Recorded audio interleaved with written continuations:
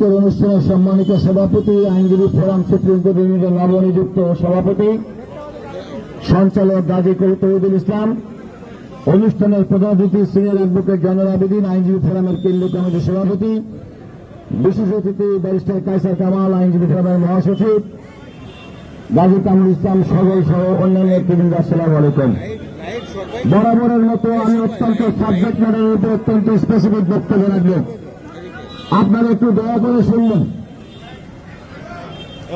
আজকে এই সরকার তার 5 আগস্টের পরে 8 আগস্ট সুপ্রিম কোর্টে সরকার গঠনের পরে সুপ্রিম কোর্টের আপিল বিভাগকে পুনর্গঠন করার মাধ্যমে ক্রেডিট বলতে চাই দেশের সর্বোচ্চ আদালতের সুপ্রিম কোর্টের আপিল বিভাগ ফ্যাসিস্ট মুক্ত হয়েছে।